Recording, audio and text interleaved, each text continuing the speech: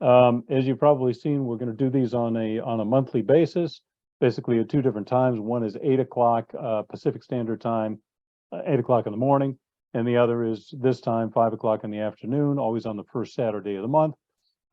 So keep that in mind if you want to join again. If you have more questions, tell your friends, tell your neighbors.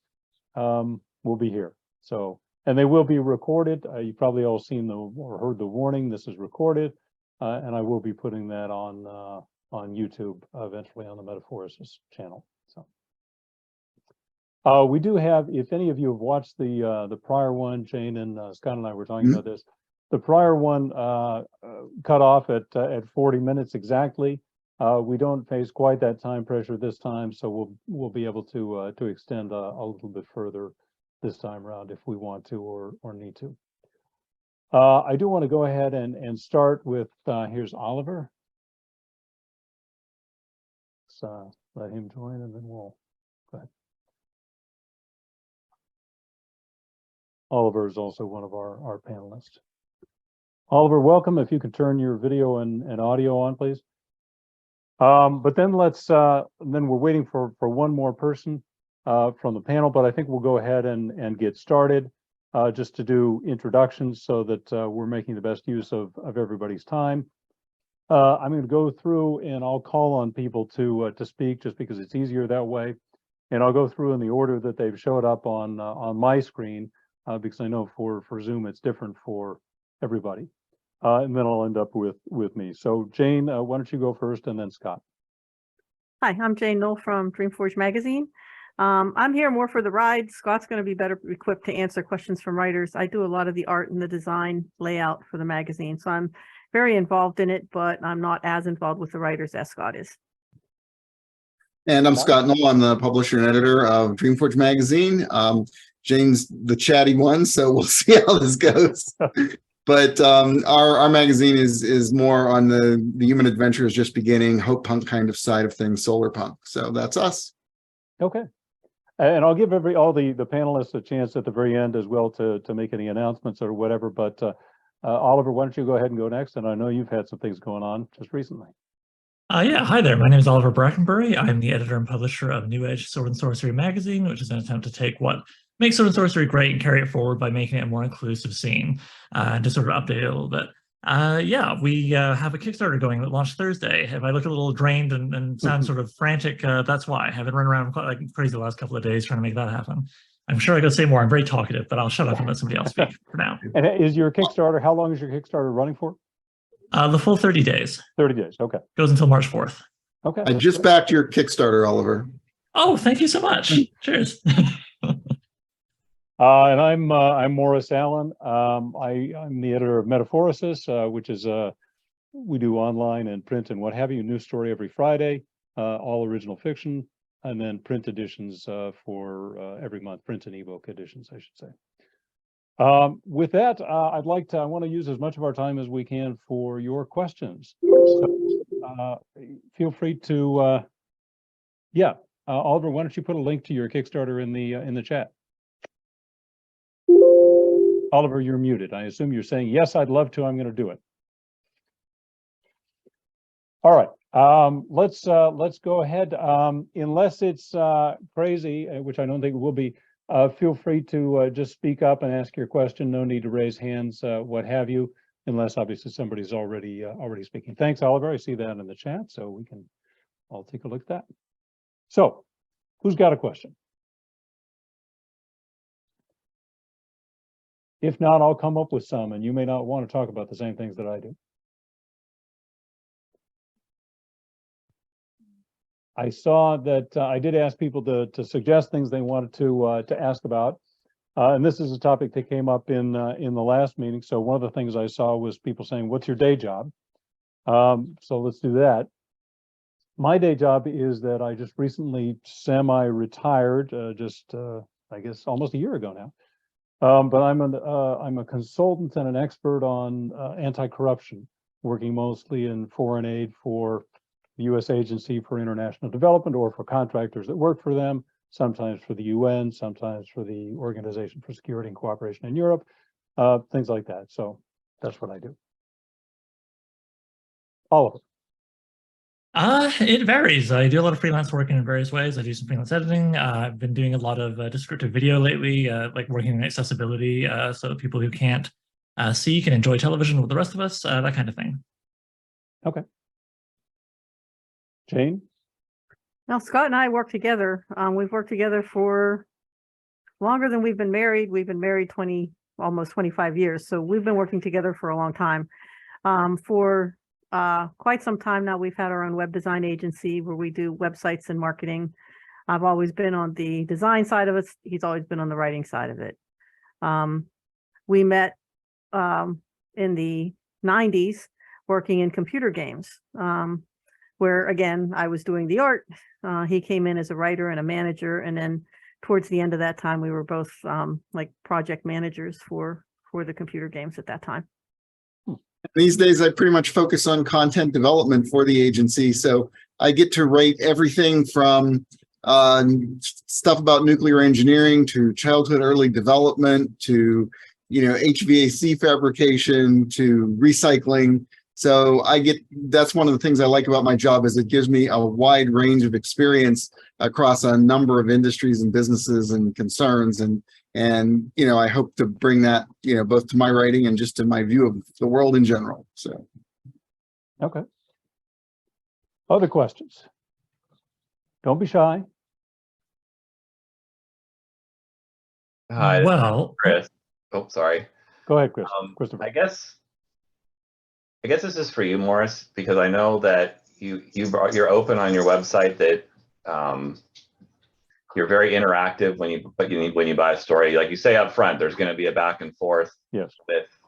with you in terms of editing, and I'm just curious, more of the details there. I've sold a few stories, and all of mine have just been taken with very little editing, which I guess is flattering, but at the same time, I'm very curious about the editorial process. Yeah, I'll answer that for myself and then give the other folks a chance to talk about how they do things. It is very hands-on. I've never actually bought a story that hasn't gone through at least 3 rounds of editing. And I've tried from time to time. Every now and then, like, oh, that's a great story. I'm just going to buy it. I'll accept it. And they're like, okay, but you need to just change this a little bit. And it always turns into 2 or 3 rounds of editing. So I've learned from that to say, basically, look, it's going to be rewrites. Acceptance at Metaphoricist means that I say to you, hey, I'm going to give you a chance to rewrite this. Here are the things that I have concerns about. And then we go from there. And most of the time, if I offer a rewrite, it ends up in an acceptance, but not always. There are sometimes when we just go our separate ways, and either I'm not getting what I want, or it's clear that the vision that I have for the story is not the same as the vision the author has, and it's the author's story, so they get to win that one. The way it works for me is that, well, I'll go through the whole process fairly quickly, but I read everything first. I don't read the whole thing anymore. I used to, but I don't have time anymore. So I read read a story as far as I think I can go and think that, oh, I might accept this. And most stories, that's not all the way through anymore. So I read it. If I like it, I send it to a staff of volunteers that are basically second readers. They give me an opinion. If they like it, or if I know what their inclinations are. So I read their thoughts with that in mind. And then I may or may not offer a rewrite. Usually what happens is we go through, I've forgotten the order of them now off the top of my head, but there's substantive issues. There's, which is basically, look, you've got a hole in your story here, or what explains the motivation of this character here, or what's going on here. And there's usually a few things. And I send very brief comments to folks and say, just go through a rewrite with what you've got from me so far. And it's not much. But I asked them to say, look, here are my comments, but what do you think that the story is about? What is it that you're trying to convey with the story, and what emotions are you trying to evoke? And the interesting thing, and not, what's the plot of the story? I've read the story. I know what's happening, but what are you trying to do? And the interesting thing for me is that, and this is true for me as a writer as well, most authors haven't thought about this. They haven't really thought about what their story is about. They've written a story and they feel good about it. And they're like, I know what the emotions are, and I know how I want to feel, but I've never really thought about what is it that the story is trying to say. So they have to spend some time thinking about that. They tell me, and the goal of that is for me to understand where they're trying to go with the story so that I can go in the same direction and help them get there. Or in a few cases, I suppose say, wow, that's not what I thought. That's not the story I'm interested in. And then we call it quits. But usually it's just to help them get to where they want to go. So first is big substantive issues. Next is usually balance. You know, you've got a lot of stuff happening at the beginning and then it kind of fades out. So let's jack it up a little bit here or tone this down. And then there's a couple of rounds of polishing back and forth. You know, you could say this better, or this phrase isn't very effective. And then we go through a couple of rounds of that. But some people, I've bought a story after maybe 2 rounds of editing, and some people, I think the maximum is 10. And the average is about 4 or 5. So it is very hands-on. It's quite different from certainly the magazines where I get accepted. They say, yeah, move this comma here and there. And in fact, one of the first things I do when I get their first rewrite, which is without that much direction from me, is I do an auto comparison with Word every time. And so I can look and say, look, I said that there were problems here and there. And if all they did was move commas, this maybe is not going to work that well because that's not what I'm looking for. You know, it's obviously gauged to what my comments were. If I say you need to shorten the thing by half and they've moved some commas, that's a problem. If I said it's great, you know, but polish it up, then fine, that's good. So anyway, that's a not very quick rundown of how the editorial process works. So Jane or Scott. I love the amount of time you must spend doing all of that. With our day jobs, we just don't have the opportunity to put that kind of time into it. And if we're dealing with, you know, between 600 and 1,000 stories, I did a calculation recently. It's like if we spent even 5 minutes on a story, it would be like 80 hours of work, which, you know, it's really hard. So we do have a group of first line readers that filter things before us. But we don't really get into a lot of editing with the stories. Not all of them. Most of the stories we buy, I would say, we just buy them.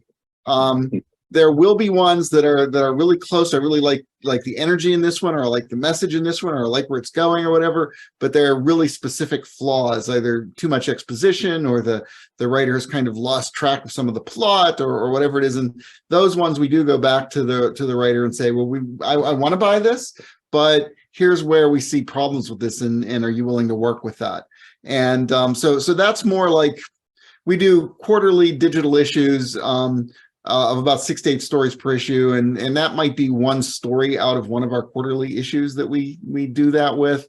And then one of the things that we try to do, because we try to support writers a lot in terms of helping them understand what's going on, so we actually have a feature for our subscribers who are writers that is line edits. So we'll take the original and we'll take the final, we'll do a word comparison with the line through and the comments and all that, and as well as kind of give them a little forward as to here's what we saw, here's where we were going. And then they can open that special feature and they can actually see for that story what the original draft looked like, what the final looked like, what all the line edits were to get there, as, you know, hopefully something that's kind of instructive for them. So we do give that kind of help and that kind of review, but very, very sparingly. You know, and literally we're probably talking about, you know, 4 or 5 stories a year that get the kind of treatment that you lavish on them. So. All right, I have a comment on that, but Oliver, why don't you go ahead and go next? Okay, so I'm still pretty new at this. I did issue 0 of New Edge Sword and Sorcery magazine over the summer. It was kind of our test passion project prototype thing to gauge interest and build interest, hopefully, for the Kickstarter that's currently running. So I don't have acres of acres of experience doing this professionally for a magazine, but I have worked freelance as like a developmental editor with people for a while, and I have a lot of screenwriting training, which I find very useful for this, actually. It helps me think a lot about things like pacing, for example, in ways that maybe I wouldn't otherwise. And so what I did over that summer with issue 0, I commissioned stories. I didn't buy them. The plan is to eventually open to submissions, but I like the idea of just doing commissions for the first few issues to try and like really have control over forming the voice of the magazine and making it playing what we're going for, so that when we do open subs, it'll at least reduce the amount of, like, I don't know, Garfield fan fiction, like just stuff we get that doesn't match at all. You know, everybody gets those, I think. And my process is probably a little more labor intensive than what Scott's able to do with his huge pile. I mean, I admire the stuff you're tackling there. I just had 6 stories this summer. What I did was a developmental edit where I would basically ask each author, I'd say, give me what feels like the second last draft. And then I do a developmental edit, go through it, think about big story stuff, the big ideas, all that, so on. And then time zones warranting, because we have one guy in the Philippines and somebody else on. But with each author I would do a phone call or web call and spend about 45 minutes with them just saying like, okay, what was the thing that inspired you? What was the line? What was the image? What was the thing that got you excited? Because I want to tap into that. I want you to feel excited as we go through these following edits, because I need this story to match the thing I'm aiming for with the magazine, but I don't want to step all over your voice. So I'm hoping that maybe we can kind of harmonize the 2 voices by starting from what got you excited, then I share what got me excited reading the story, and then we sort of carry it from there, and I give a few notes and so on and so forth. Kick it back to them. They get a draft back to me hopefully soon. Then I'll do like more of a line edit. I sort of check how those notes were applied, see how it feels good to me. The line edit being what it sounds like, checking more for like, grammar and stuff. Kick it back to them. They give it back to me. If they've applied most of the notes, I feel happy. If there's maybe one thing I want to push back on, I kind of allow myself like one card, to play. I don't want to get too heavy and try and step on everything. But maybe there's one thing that feels very important to me, I might push back a little bit. And then, that's it. One more draft, it goes off to the copy editor that I looked into working on the magazine to polish that, and off it goes. I don't see that changing if we are lucky enough to get, the Kickstarter succeeds and we do 2 more issues. When open subs happen, maybe it will, but I'd like to keep doing it like this because it seemed to work well. All the writers really enjoyed it, unless they were all incredibly good at being dishonest. The results seem to come up pretty well. The magazine's been well received, and what's been fun is seeing the reviews and watching a very if somebody doesn't like one story, somebody else loves it, and vice versa, and so on. So it seems like overall it averages out to people really digging what we're doing. So yeah, fingers crossed. Anyway. Yeah, Oliver, I haven't seen that Garfield fan fiction, and John is asking, where do we find the Garfield fan fiction magazine? So you may have a special niche there. I'm just joking, but I speak to people who do take open subs, and they'll say to me, yeah, I've opened the, let's say Raquel magazine, all about swashbuckling adventure tales, and they'll get more or less Garfield fan fiction or something else completely out of the blue. I mean, there's always the stuff where someone is just shotgunning whatever the heck they have. They see open subs, they read literally no other words. I mean, I'm sure you've all encountered this. Yeah. Public service announcement to all the writers out there, please read the guidelines. As I always say, I mean, it tells you what we want, and why would you send us something that we don't want? I mean, I did at the beginning of this is our 8th year now of the magazine. And at the beginning, I did a whole lot of surveys, trying to get some feedback from people, anonymous, so that they could say, God, I hated the process. It was incredibly painful, and I hated the result. And most people felt pretty good about it. And I did that for 2 or 3 years. I would survey people. And most people felt pretty good about the result and how it happened. There are people that didn't, and it was painful for them and painful for me, and maybe not worth it in the end. Neither of us ended up happy, but I think for most people it is. But that's the reason I put that information up front, is people are going to know, this is not one where you turn it in and you get paid. It's going to be a lot of back and forth. This may interest some folks out there. We've done kind of an anthology a year, and several of them have been about the process of writing in one way or another. And I'll put up a link to the latest in the chat. But the first one was basically a prompt. We had 5 writers all writing the same basic story. This is the first of the Reading 5x5 anthologies, and trying to see how different people write different things with the same information. The second one was duets. It was kind of a round robin, 5 different authors all writing with each other, to see how their voices change when they write with each other, with other people, and one by themselves. And this last one was kind of relates to what Scott was talking about.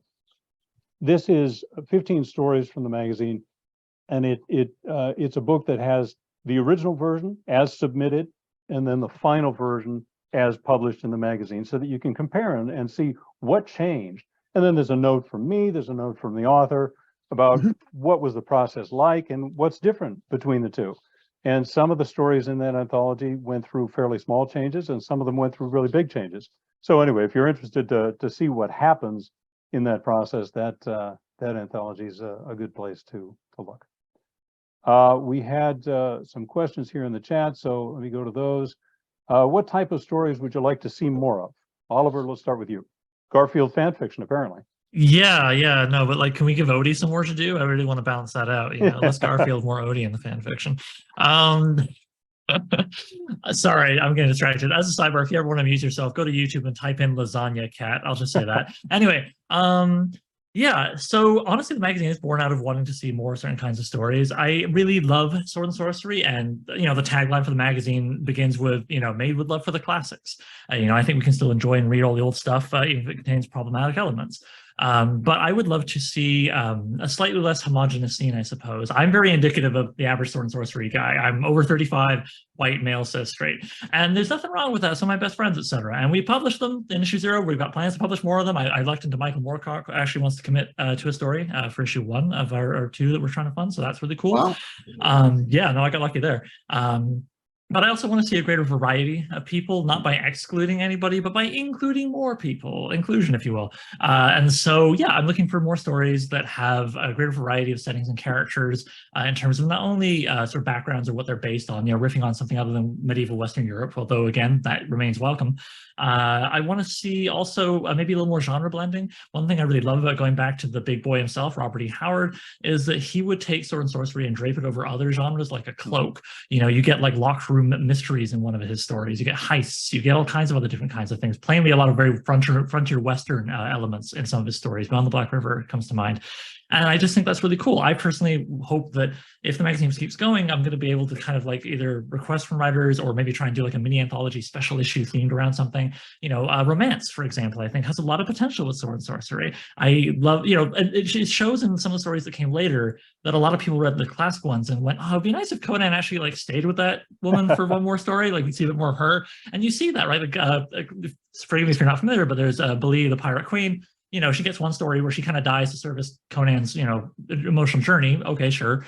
But then later, you know, countless people have written fan fiction, and there have been published comics quite recently. I believe had at least a miniseries, I think. I'm probably forgetting the details there. And then, you know, you get like Link Carter and Spragg de Camp in the 60s, you know, and Bjorn Nyberg, that was it, squeaking in their own kind of fan fiction follow-up to where, you know, there's the classic People of the Black Circle novella-length story with Conan. And at the end, he parts ways with the Devi Yasmin and his princess of respect, while they, in the 60s, wrote this follow-up story with her and him getting back together. Anyway, I'm going off on a very niche thing here. Pardon me. My point is, I want to see more stories where I think you can have your cake and eat it too. It's a very flexible genre. Like I say, Robert E. Howard certainly played with it a lot. I want to see more stories which are both recognizable as plainly being in that subgenre, with your outsider protagonists, with your sort of very grounded POV, you know, not so much trying to save the world, but more personally motivated, dark, weird, non-codified horror and fantastic elements, which I really love. I don't personally enjoy a more D&D magic-y system take on things. But on the other hand, be just trying wild new things, you know, trying to explore themes like environmentalism or something that you just like don't see in it. I just think it's almost like the way I've been describing it a lot lately, as I say, you know, it's as if you have a bunch of fence posts, and those mark the boundaries, sure, but then it's almost like really lime fence posts, like they're the posts in a really wild wrestling ring, because the boundaries running between those posts are elasticated rope that you can stretch and bounce off of and do all kinds of cool moves while still being technically within the boundaries, therefore technically still recognizable as Sword and Sorcery. So I just want to see more play with it. I want to see Sword and Sorcery as a subgenre kind of catch up a little bit. Like, I mean, I think there's still a lot of room to be done with, as I say, inclusion and like experimentation in broader contemporary fantasy, but I do see that as being ahead of where the Sword and Sorcery scene is. I'd love to see Sword and Sorcery catch up and go beyond and do all kinds of, you know, wilder things, more play while still being recognizable. That was a very long answer. Pardon me. You've got a talker on the panel. I was excited to hear when I saw what you were doing, the idea of an exclusive Sword and Sorcery, because that is not, like, I read Sword and Sorcery a long time ago. I read a lot of that, but that idea of making it inclusive is pretty fun and exciting. Well, I think it's so ripe for it too. I mean, I think it's right there in its bones. I mean, again, you just go back to the, I mean, I know a lot of the other history of the genre, but I mean, the touchstone is Conan. You know, he's a Cimmerian, he's a barbarian, he's an other, and his otherness, he never sacrifices it. He never wins at the end of a story by joining the establishment or giving up what makes him special. Even in the stories where he's older and he's a king of Aquilonia, the most civilized nation, he's him. He is very much him. And I love that, because to me, a character who sort of says to the world, you know, you don't tell me who I am, I tell you who I am, is so ripe for characters like, I want to see like a trans barbarian, you know, like, for example, like, I just want to see, like, or whatever, I just want to see like more people who maybe are they're told who they are, who want to be like, no, I'll tell you who I am, and I'm going to do it in like a really cool adventure with a freaky monster, like.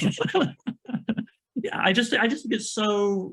I see a lot of potential, I guess, and I'm trying to tap into that with the magazine. We'll see how successful I am. All right, Scott. I want to see some more actually hopeful, ingeniously hopeful stories, because it's very, very easy. And science fiction is very good at this, and fantasy, the warning story. It's like, here's what's going to go wrong. Here's how the pollution is going to destroy the ecosystem. Here's how the damage is going to be done. Here's how the survivors are going to, try to make it, but, they're going to revert to a totalitarian civilization. All those kind of warning stories, they have their place. They're fun to read. I enjoy them.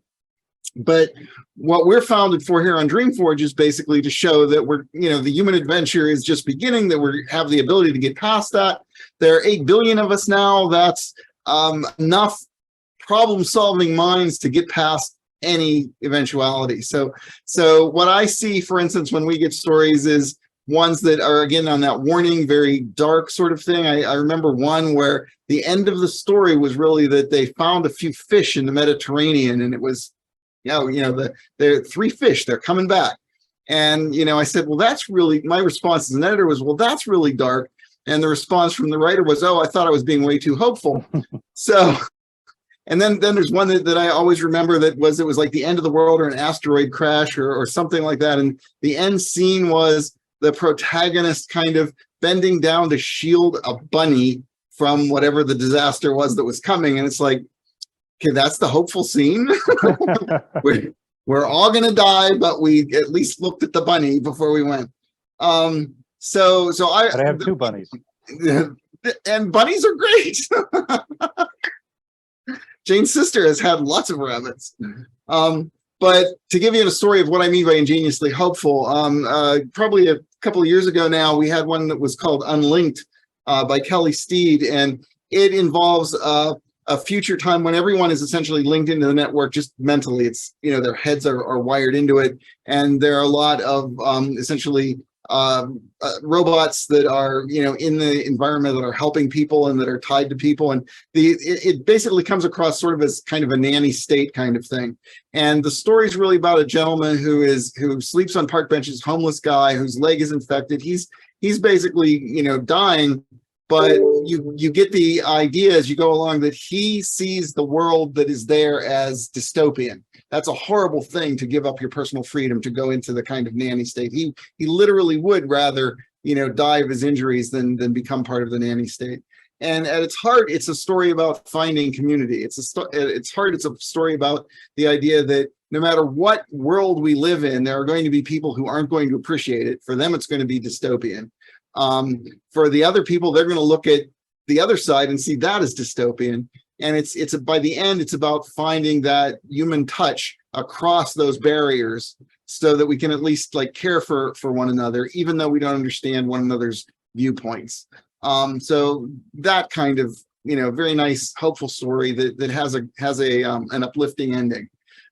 We had one by Marie Vibbert, who's a Pittsburgh author here with us, called Loitering with Mathematical Intent. And she said it in progressive, utopian society, 50, 100 years down the road. Her main character's angst or anxiety, what's driving the plot, is the main character can't find her vocation. She everyone around her is happy in what they do, is capable, is getting somewhere, and it's not a world where you have to worry about finding a job or making a living, but she feels that her vocation is to be a mathematician, but she can't get there. So the story is one of her wondering to find that core of herself, to say, well, whether I'm happy or not doesn't depend on whether, society gives me a place to live and gives me money to do things and lets me go and, play in plays and do all kinds of things, whatever I want to do. So happiness is about, finding within me the ability to do the thing that I was meant to do. And that's how that story proceeds. So I want to see more stories looking at that idea of course, society is going to go on. There's not going to be an apocalypse. We're not going to destroy one another. We're going to get past climate change and all, but then what is the meaning of how people interact beyond that, and how do they care for one another beyond that? So those sort of things, if that makes sense. So Okay, Well, great. one important point there is Marie is from Cleveland, not from Pittsburgh. And Oh, both I'm Cleveland sorry. people and Pittsburgh people might take offense to that. You're right. You're right. I said that because we've met her in Pittsburgh and I just got it mentally wrong. So Oliver, you wanted to ask out a question. Well, actually, so I then kind of went on to answer it, I think. But I guess I was wondering if you wouldn't mind elaborating, because I had the good fortune recently on a podcast I do to interview Kim Stanley Robinson about climate fiction.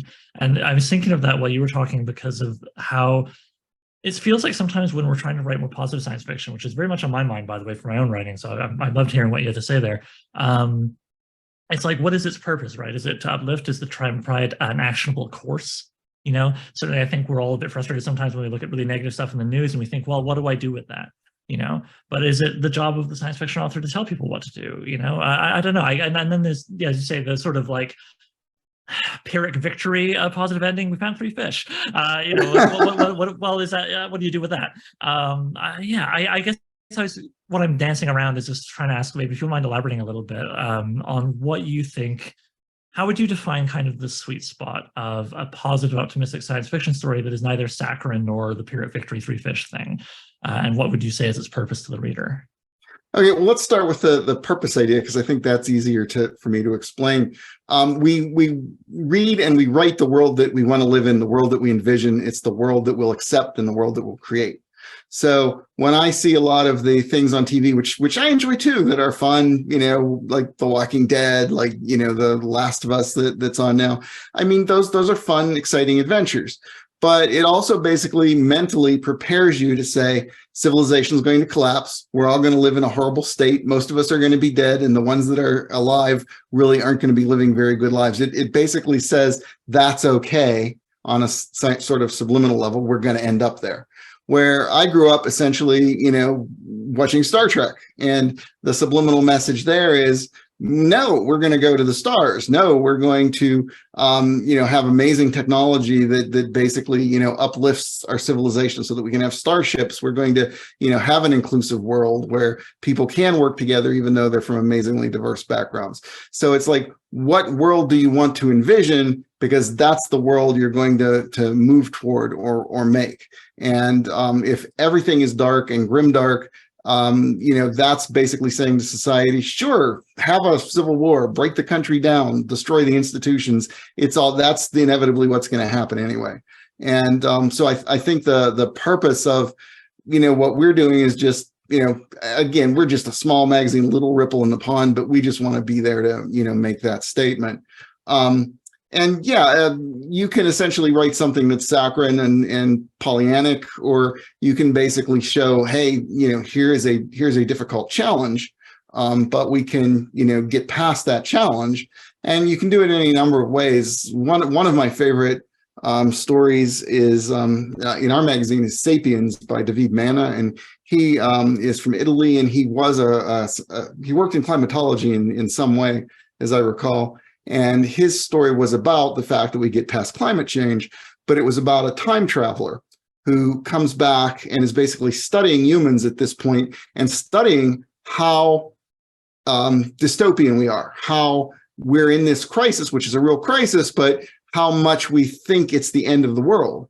And, you know, there's a point where he's not supposed to interact or talk to anybody, but at the end of it, he just can't help himself because they're just so, you know, falling into this mindset that he basically has to tell at least one of the people in the past. It's like, you know, we're big brained, you know, we have art, you know, we've gotten past the idea of being cannibals and all that stuff. We create art, we create societies, all that stuff. Yes, this will be really hard to get past, but you know, we are going to do it because I come from there. You know, there's I think as many ways to do that as you can be imaginative to do it. You know, it's just very easy to fall into the things are just, you know, horrible and devastating. No, for sure. You know what you just remind me of, and I'm curious if you've read it. Have you read Neil Stephenson? Well, he led it, he was editor, his anthology, The Hieroglyph Project? I have not. I would check it out because you're making me think of it. And I think you'd really dig it. Neil Stephenson, it's a little old now. 2014, I want to say it came out. Anyway, Basically, Neil Stevenson just said, look, I too have done this, but I think we've got dystopia on lock. We did it. It's good, success. Let's move on. Let's try and do some stories that are inspiring, but also kind of grounded and not saccharine, et cetera, et cetera. And so it's this kind of cool thing where I always want to say MIT, but it's a different university he partnered with to pair scientists of various disciplines with authors who were telling stories that were relevant to those disciplines to help them make their stories more grounded and sort of create them in a way. What he was going for was an inspiration. Like he evokes like the space race and things like that, and saying like, look, like kind of in Star Trek, like what you're talking about, like stories that make us think about big projects and big achievements we could make. And so you read through the anthology, and it's really cool how some of it is kind of what you might think like a space elevator, but then sometimes it's social science and really ambitious stuff along those lines. But it just all feels very like, yeah, in the wheelhouse of what you're talking about. And it's certainly something I think a lot about when I think about my own fumblings towards writing a good story in that vein. I just heard of that not that long ago. Somebody mentioned that Hieroglyph project to me, so we'll have to definitely check that out. Yep. Eric Ferguson, I saw that you had a note a while back that just says AI. I don't know if that was a comment on the discussion we were having at the time, or you had a question about AI. Oh, that's a teaser. I attended a Harvard presentation by some guy from the Kennedy School, and he ended his presentation by saying, AI is coming, so you better get ready for it. So I was wondering if AI is going to take over, how we're going to deal with that in terms of speculative fiction, since, that was supposed to be one of our major tropes. But, if there's all these little AIs running around the world doing everything, what's left for us? Well, I don't know what the answer is, but I can tell you that among editors, it's an active topic of discussion. We've got an editor's mailing list where there's been a lot of discussion about what to do about that, just in terms of the contracts that we sign, what counts as AI, and is it using spell check? Is it doing this? Is it having ChatGPT write your story? Oh, right. That was my other question, which is what's all these warnings that editors are sending out saying, if you use AI to write a story, we're going to they're not going to do anything, but we're all trying to figure out our positions on this, honestly. And there's a wide range from people saying, I don't care who writes it, I just want to publish a good story, to people saying humans only, and it's got to be, without any outside assistance, but then trying to define what that means. So I don't think there is any kind of a common position. AI. We don't want your kind around here. I think everybody's trying to figure it out, honestly. And with some people just saying, well, let's wait till SIFWA decides it. And so nobody really knows the answer, but now that ChatGPT is on the scene and is, for what it is, doing reasonably good, or at least readable work, it's something we're all trying to, well, listen, compared to some of the things I see, it's something people are trying to figure out. And I don't think there is any kind of a definitive answer to that. So it's an active topic of discussion, I guess I could say. I will say it does make me reluctant to move from my current model of commissioning to open submissions, which is a bummer because it makes open submission sound even more work. It's a lot of work. I'm not too worried about the AI side of it, because to generate something that's really high quality, my understanding is it's possible to get from ChatGPT, but you have to go through so much work going through various iterations of the whole thing. You might as well just write it yourself, it sounds to me. That would be easier. So who knows? But the AI is getting smarter, like millions of people using it. It's getting better, on a daily basis. And it's just really curious to see where it's going to go, because we do have an awful lot of questions to answer about what that means to tell a story and what it means to say, I own a story, because that's so much stuff up in the air, and the laws are going to be some time before they catch up with what the technology is doing. Right now, I'm not interested in buying a story from someone who basically pressed a button and produced something and sent it to me under their name. But I think the situation is much more complex than that and is going to evolve over time. For one thing, at what point does the AI become sentient and pass a Turing test and have persistent memory? And if I can talk to an AI as I'm talking to a human and basically have long conversations, and it remembers me 3 months ago and what we talked about, and basically seems to have all that, and it self-generates a story, I think that's going to be a very interesting thing. So getting back to that idea of not your kind, but when we see the Own Voices AI anthology, So with the AI, I see a lot of, well, I'll use the word hysteria about it, but I also see a different sort of cultural take, because I think writers are reacting very strongly to something that Jane and I have been in business for a long time, and I guess I compare it to what we've gone through, because we essentially, when we started making websites, we hand coded websites. You really knew how to hand code. You basically knew HTML, you knew JavaScript, all that stuff. You basically put everything together. If we had wanted to keep doing just that, and when WordPress and Wix and Weebly and all that came along, and we said, oh no, that's the computer that's generating that, and it's not the same as us designing it and hand coding it, we wouldn't have a business now. We wouldn't have employees, because the world moved past that and we had to learn new tools. And in our environment, that happens very quickly. And even when we were in computer games, that kind of change was happening very quickly, where it's not something that comes into the picture and you have time to adjust to it. It's literally like, tomorrow we're doing this. We have to figure out a way to do it, because otherwise, we're just not here. And so it seems to me that there's a little bit of that reaction, that something's coming down the line and people just don't want to deal with it. So we're going to kind of ban it. And ultimately, I don't think that's going to work, because there's probably going to be some point where, like right now, one of the arguments is, well, they're just reading other stuff and they're just stealing it, whether it's the making collages of things, whether it's words or whether it's art. But that's now. That's not necessarily 6 months from now. We don't know what the AI is going to be doing 6 months from now. And ultimately, there may be some sort of collaborative thing. It may be the sort of thing where you're writing a story, but there's almost a voice in your head, or another person you're collaborating with, and you're bouncing ideas back and forth off of one another. And, it says, hey, you forgot about the plot hole in such and such a thing. Here's my suggestion. When AI gets to that point, what is it? Is it a tool? Is that acceptable? Jane, I just wanted to turn to you on the art side, talking about the integration of AI and like Photoshop and that sort of thing. And what is art? Yeah, because that's one of the chats that we had going on the IO group was, when we were talking about, well, they're asking people to sign contracts to say no AI generated art. And I'm like, well, where's that line? Because I use AI in my art all the time for everything, between the filters and the tools that are built into Photoshop, that are actual AI tools built into Photoshop. Is the fact that they're built into Photoshop make them okay? Well, what happens when ChatGPT is integrated into Word? Does that make it okay? Because now I'm actually in Word and typing when it's helping me, as opposed to me going someplace and generating a prompt. So where are the lines? It's such a crazy, it's such a crazy new kind of thing, and it's happening so fast. It's just, interesting to see where will that be. If I may, I would be go ahead. wary of describing it as an inevitability and conflating theft with tools, because AI art, as I understand it currently, the whole scraping and everything, is theft. It's generating a botched together collage of other people's work, which is not the same thing as me using a filter tool in Photoshop.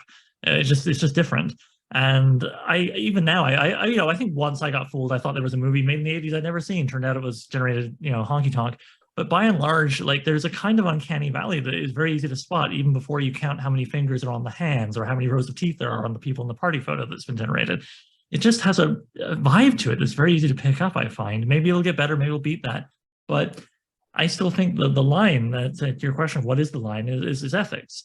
And if you're using a tool that, without the permission of any of the hundreds and thousands of artists that have had their work scraped to make that tool, to make your art, well, there it is. Get out of here. I don't want it. I personally will never publish anything with AI art in it because of the ethical line. It's not about me being afraid of a future which is not guaranteed. I mean, it's hard for me to articulate, I confess. I'm pretty sure I'm speaking from a very emotive side on this.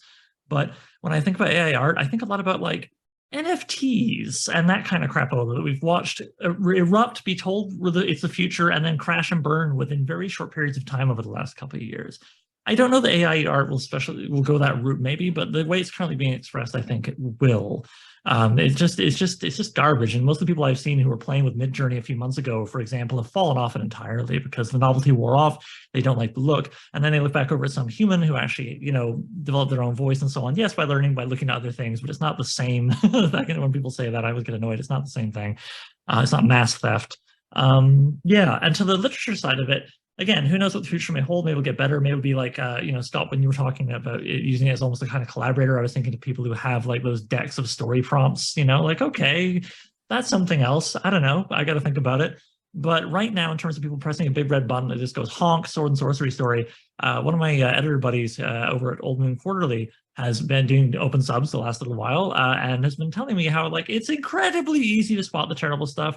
And not just when it has a sentence, it's the literary equivalent of having 6 fingers on a hand, but just weird stuff like how, gosh, I can't remember it now. I'm sorry. I'd have to ignore you guys for a few minutes and go away to find it and come back. But just take my word for it when I say, weirdly, certain names keep cropping up. The same protagonist name, the same location name, for example, keeps cropping up in the like 200 AI submissions or so that Old Moon Quarterly have been wrestling with.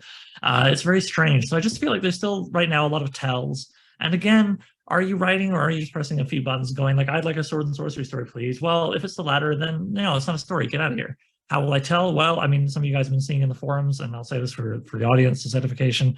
There's already an arms race going with creating software tools to then go back over the thing, kind of like plagiarism spotting tools and so on. So are we just going to have these little tools, which I know we call them AI, but if I understand correctly from what smarter people than me have said, it's not really AI. It's just like a kind of advanced software. Like I also don't like the sort of mystification of it, referring to it as if these are like sentient or semi-sentient beings, when it's just software with input from people and all of the people's biases going into that. I mean, I think we've all seen at least a few pieces over the years about how facial recognition software is racist as hell in a lot of places. Just literally, I saw someone pitch a really fun idea of like the Terminator, but the robots can't see black people because they were made by, yeah. So like, it works out in the end for some of us. So I just think like, what biases are going into these goddamn story generation software, which I don't even like calling AI, but I'll say AI as a shorthand because so we all know what we're talking about. It's just, it grosses me out on a number of ethical levels beyond any, knee-jerk fears of being made obsolete, yada, yada.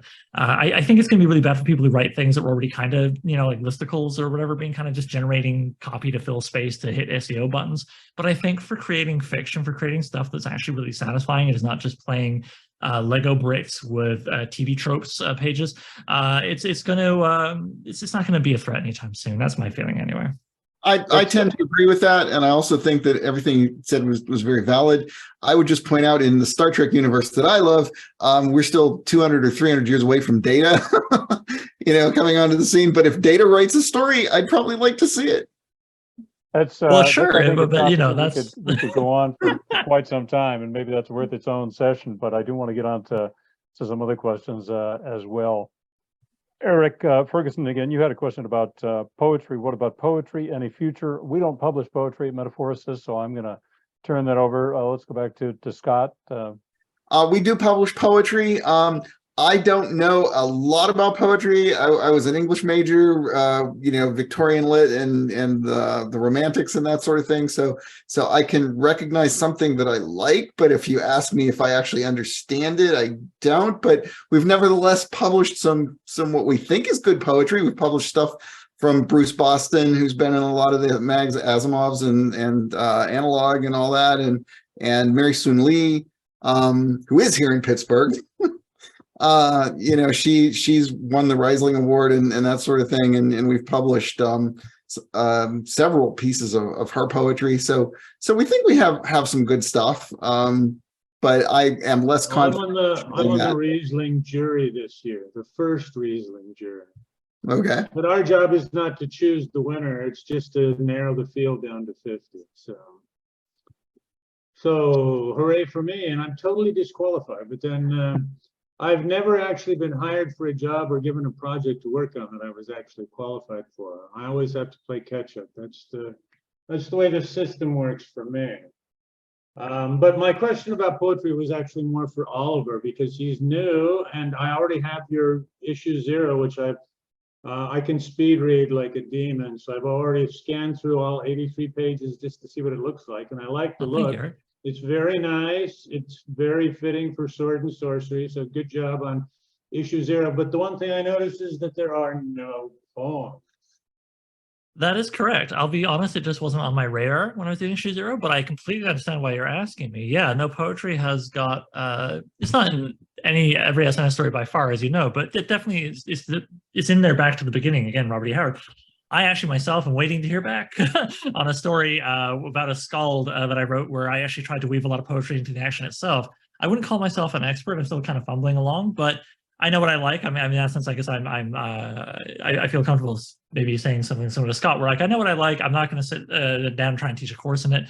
What is going to happen with it going forward? Well, one of our authors from issue 0, Bryn Hammond, has written some excellent poetry in an SNS vein. She did a very good riff on Beowulf, which I strongly recommend. If you just Google Bryn Hammond Beowulf, you might be able to tear it up.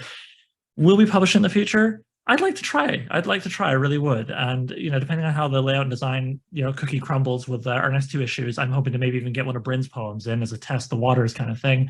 And then in the future, maybe we'll take submissions because, yeah, again, you can do a lot with Sword and Sorcery. And I think that's an underutilized aspect of it that I really like. Does that answer your question? Yes, sir.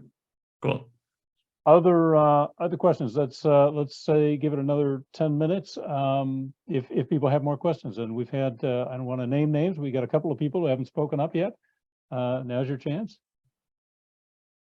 Billy, I'm calling you out just because you have a face instead of just a name. So that's what you get for having a face. You have a The question? background might be loud. That's why I was trying not to like ask anything because I have a 4-year-old and my husband is watching TV with her, and so sometimes she screams randomly. I scream randomly too sometimes. It's all good. Go for it. So do I. Life is hard. So I'm really interested in, so like I often use AM error for pronouns in my stories, and I get a lot of critiques back that like people have never seen it before. And I had an editor once say that they were not comfortable with them. They didn't know how to edit them. And so they weren't going to like do anything with my story. And so like, my question is, have you been seeing more people like using like gender neutral pronouns or like different pronouns? Have you been seeing like an increase in submissions from folks who have more diverse or marginalized like backgrounds? Like, is that, I don't know. That's my question. I would say, Oh, go ahead. Scott. I'm sorry. I was just going to say, yes, we have been seeing and accepting more stories. We do have stories that involve LGBTQ characters. We have stories from, queer writers, that sort of thing. I have seen stories with the pronouns used more gender neutral. The thing is, anything that's different in a story is a speed bump that prevents the reader from engaging in the willing suspension of disbelief. So and it doesn't have to be anything to deal with pronouns. If you have these weird alien names at the beginning of the story that are 12 characters long, because you think that's cool, and then the planet has a weird name too, those are all speed bumps that stop the reader from getting into it. So what I'm driving at is when you use gender neutral pronouns, you have to be very careful in how you introduce that as the story proceeds and how often you use it and how you use it.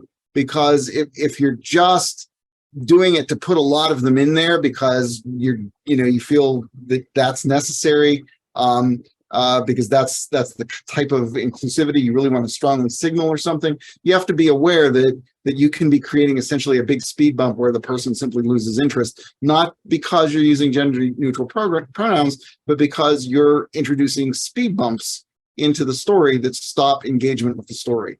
So we do have some that use gender neutral pronouns. I can't think of a specific story name offhand, but if you find that, you'll find that it's very deftly used and sparingly used so that it becomes part of the story and doesn't stop the reader from engaging.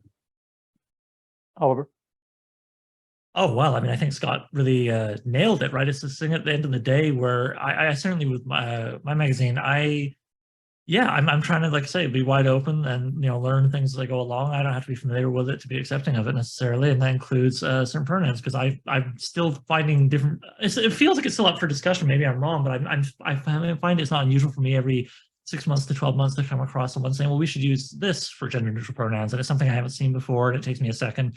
And so I can see reading a story that maybe taking someone out in a way that, like, using really archaic language might do that. But we still use really archaic language, particularly in Sword and Sorcery. Certain authors love to check that out. And I personally enjoy sometimes as a reader having to go, oh, I don't know that word. I'm going to go look it up. So in a similar vein, I'd like to think that readers could be accepting of coming across pronouns that they're not familiar with, gender neutral ones. And to what Scott says, yeah, if you weave it in, definitely, then why not? Yeah. Yeah, I would say the same thing. I mean, I think Scott has put it quite well. It's a question of easing people into the world that you've got, and in particular with gender neutral pronouns. There's so many varieties. There's, you know, from XYR to XE to SE to whatever. And I've tried those in some of my own stories, and people come back and look, there's so many typos in this story that I didn't know what it was about. I'm like, no, those are my gender neutral pronouns that I didn't use very well. But even limited, easier, more accessible things, I guess, like they. I mean, I got a story and said they got out of the car, and because at least people my age, we're used to thinking of they as meaning more than one person. Like, okay, they got out of the car. Where the hell's the other person? And it was because of the way it was introduced. And we just set that up a little bit differently, and then it was on with they from then on in. But I do think you need to be aware of the kind of the broader audience that you have. And some of these words are becoming more and more familiar, again, to people of my generation, as to what they are. The first time I ran across NB, meaning non-binary, but just written ENBY, I was like, what the hell is that? And it took me, I was like, oh, NB, non, okay, now I got it. But it wasn't obvious to me. So I think you need to be aware of not just the editor. The editor is an easy thing to get past, but the audience that's going to read this stuff that can't make any changes, that can't ask, what are you talking about here? So I think Scott put it very well. You ease them in, you get people used to the idea, okay, we're talking about they, and that means this person because they're non-binary. That's fine. But it does require a little finesse at the beginning.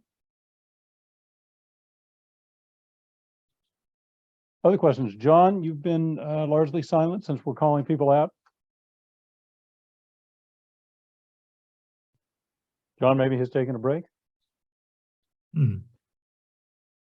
I've been putting in chat. I don't actually, I'm just taking in the information. I don't really have any questions at the moment. Thank you. Fair enough. Well, John, I'll just say thank you for backing. I just noticed you did that. Most appreciated. Yeah, of course. You're welcome. Cheers. I did see one question that people had raised when they signed up, and I think one of them was, I don't have it in front of me right now, but it was something along the lines of, you become familiar with writers as you go. So I'm going to answer that first, because we read blind, and that's a very important thing for metaphoricists. I'm pretty strict about that. If you submit something that's not anonymized, then I'm going to reject it, and I'm going to give you another chance to submit it a week later when it is anonymized. Not so much because I recognize the names, but because that's, I want it to be, I don't want to know who people are when I'm reading the story. But I do look at the names afterwards. I read the story, I make my decision about it, I decide what to do with it, and then I look at the name of the submitter so that I'm building up some sort of familiarity with who is submitting to us. Because we do get people who, sometimes we get people, they submit one story, we reject it, and we never see them again. And we got some people who submit 20 or 30 stories to us, with or without any success. And I'm happy with both of those. So I become familiar with some of the names, but there's only one case that I can think of. Somebody else asked me this in another session. I can only think of one case over the 8 years where I got so familiar with the person's style that I knew it was their story, even though it was anonymous. And that it really just doesn't happen that much. After I look at the name, I can say, oh yeah, okay, that makes sense. It's their kind of style, but people are maybe not quite as unique as they may think. So it's not easy for me anyway to pick up and say, oh, it must be this person's story. I think that happened more when we had a smaller pool of submitters maybe. Now there's so many different people submitting that, yeah, I become familiar with the name, but not so much with the style. Scott, Oliver? Oh, I'll jump in. Yes, we've been doing this for this is our 5th year of publication. So over that time, when we have intermittent reading periods, we don't read all the time, but I definitely recognize names, and my first line readers, recognize names. Now we've also done periods where we did it blind because we've been basically experimented to find our footing and how we do things. But but we have, developed kind of that relationship where you don't really have that relationship. It's just in your head because it's like, oh, I'm rooting for this person. Their last story was pretty good. Maybe this is the one that we can publish of theirs. That sort of thing goes on. We did see when we did the one blind period that we bought a story blind from someone we'd already published 3 times. So it's like, that tells me that, and again, it's not just me reading it and making a decision. It's recommendations coming from my first line readers too. So that tells us that that person actually kind of got us. They knew what we were looking for and they were out there essentially producing it. And so, I think that's a thing. And sometimes, like one of the worries is you don't want to just see, oh, well, there's a name or whatever. I'm going to buy that story. So I have the author's name in it. There are stories that have been submitted to us by people who are essentially names in our small little industry that I see them get published somewhere else. And I say, why did you send that story to me? Because the one you sent to me, it's horrible. I'm sending that back. So I don't think it does anything in terms of us having a bias towards saying we're going to buy from that person. It's like even the person we've, bought from 3 or 4 times, their next story just might not be something we're interested in or might not be on the track that we want. And we're just going to politely return it. They might not even get into the top, 10% where we're really looking at things over again. And then someone who's been having a real hard time may come in with that gem that just shoots them up to the top. We're really excited because look, they finally really got this, and let's see if we can work with them and get this published. So, Oliver? Well, as I say, I haven't done open subs yet, so it's not something I've right. engaged with at hand, but I'm trying to think to the future so that I don't stumble when I do eventually do it. Blind submissions are appealing, but I feel like my biases that I carry with me, as we all do, don't stop at the name, So I think you might as well have the name there and just, as a way of making sure I don't publish the same guy 3 times in a row that I didn't mean to, perhaps. But also as a way of just kind of being like, all right, well, that's their name, and maybe I got to watch myself because it's kind of similar to mine. Maybe it's very Anglo, and that makes me more warmly dispositioned towards it or something. It'll make me better at listing myself and how I'm taking it in. I do get the appeal of blind submissions, but I don't think they're what I'm aiming for currently.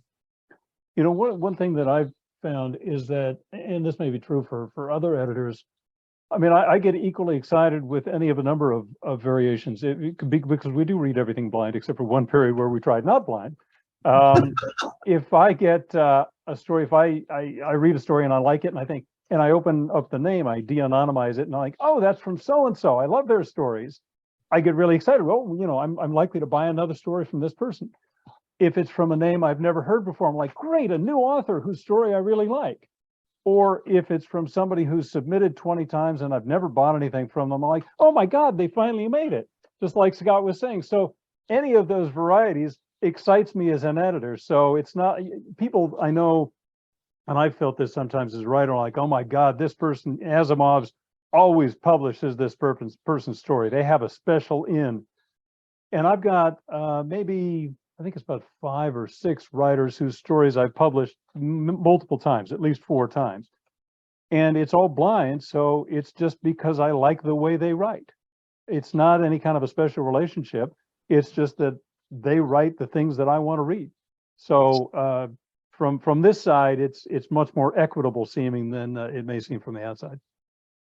Well, that makes sense. Do you ever find when you pull open the envelope and go, oh, awesome, it's a 6th story from so-and-so that I love. Do you ever get maybe a contrarian voice in your head saying, okay, but I've published a lot by this guy?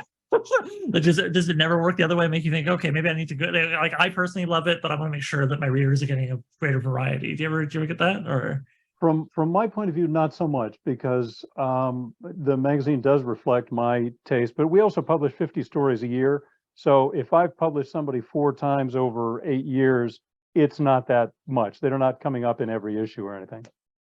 True. I'm used to Sword and Sorcery, which is still a very small sub nation, so you can get names dominating a bit more easily. Yeah. Yeah. Well, and one force or factor that I would say that kind of prevents that idea for us of, oh, well, here's somebody just sent a story, we're just going to buy that because we like that person or our readers like that person, is the idea that putting a magazine together from stories that are submitted is a bit of an art form. You're basically trying to assemble something that has some long stories, some short stories, fantasy and science fiction, some things that are a little darker, some things that are a little more hopeful. You don't want to basically say, oh, look, I got 5, Mars colonization stories and they're all absolutely fantastic, so I'm going to publish them all. Well, no, because I don't have a Mars themed issue. Those are going to go back. So you're really sort of engaging in doing some kind of collage work or putting together, the stained glass, if you want to think of it that way. You're trying to assemble something that has a certain level of beauty and aesthetic to it. And for instance, on Jane's side, that I'm picking the stories, but on Jane's side, even that filters into the layout. It's like, how do I put these stories in order? What, often she's involved in, I think this is the strongest one. It's going to, possibly be near the end or whatever. So Jane, why don't you talk to that a little bit about your process in layout? Yeah, I do look at the stories because I try to balance, again, short and long. I always start the issue with a poetry or a flash piece that fits onto one page. But then after the table of contents, I mix it up from, the way that I was taught to make an art portfolio. Your strongest pieces are at the beginning and at the end. And you kind of work the rest of it together to make some flow. And I work for length of the stories, the type of the stories, and try to balance that out to make it so that as you're reading through, there's some level of pacing to it. You don't put all the short ones together, you don't put all the long ones together. That kind of idea to try to make it into something that is kind of like Scott's saying, kind of a cohesive whole. Okay, I think we've pretty much run through our time, so I want to give our panelists a chance for any last comments or plugs if you want. Why don't we go back to Scott or Jane first? Okay, I'll just say I'm going to paste this into the chat. It's a special offer that we're running right now. Basically, if you subscribe to our print, you also get a free copy of our anthology, Worlds of Light and Darkness. If you subscribe to the digital, you get a free sample submission from our library of one of our actual print magazines. So our main goal this year is to, by the end of the year, be paying 8 cents a word. We're at 7 cents right now. Everything that comes in goes toward the creatives. So we're just trying to, through that and our Kickstarter and all the stuff we do, we're trying to get to that level where we can pay 8 cents a word reliably from here on out. Oliver? Well, you know what I'm going to say. So, but yeah, you know what I'll do though is I'll link to the main website for New Edge Sword and Sorcery, because aside from obviously the Kickstarter link, you'll find that there. You can also find links to our social media accounts, and I would say almost more importantly, issue 0, because I made that, as I say, as a kind of passion project, prototype, etc. Nobody got paid, including myself, with the idea of it using as a tool to get the thing out there. So issue 0 is available for free in EPUB and PDF, very easy to check out. We also have softcover and hardcover, Amazon POD, available priced at cost. So it's only $3.99 for the softcover, $12 for the hardcover. So it's as accessible financially as I could make it. So if anybody's been hearing me talk about this and go, well, the Kickstarter sounds cool, but like I haven't read a damn thing. Yeah, it's very easy to go to the website and check it out and read a little bit more about what's up with us. Plus there's a press page. You can read other people's opinions, not just hear mine. So yeah, I love the cat, by the way. Sorry, I just got to point that out. But yeah, and obviously the Kickstarter is like on my brain because yeah, if we get to do these 2 more issues, of course, my plan will be to do still more issues. And I hope we get to shoot through our stretch goals because most of them are pay raises for the authors and artists. But I admit to fantasies that may become realities down the road of trying to also publish like book style anthologies. And I would love to, my ultimate gold tier fantasy right now would be to eventually get to this thing to a point where I can do like a quarterly subscription novella Sword and Sorcery release. I would love to do that, maybe a Kickstarter for 4 that you get 1 every 3 months for the year or something. I would love to get there, but I got to start with that Kickstarter first. So please check it out and etc. Thank you. All right, I'll do my plug first. We do pretty much an anthology a year, almost every year. Obviously, we do Best of Anthology, the magazine. The 2021 was just in the Locus recommended reading. We've just did our best of 2022 as well. And then next month we'll do complete stories. It's usually about a 900-page book, ebook. I recommend. The physical book is massive, but it literally has all the stories we published. So that's yes, very heavy. But that's popular. But our next actual themed anthology is called Museum Piece. It'll be out probably sometime in April. And it's just what it sounds like. It's stories about odd museums, and I'm really looking forward to that. It's got some great stories in it. The other thing that I would plug is just this. You guys have all participated. Thank you for that to the panelists and to the audience. But we do these. We're going to be doing these every month for the rest of the year with different panelists each time. So keep that in mind. I'm going to publish this the video from this discussion. Probably sometime tomorrow on the Metaphorosis YouTube channel, so look for that. But feel free to come back.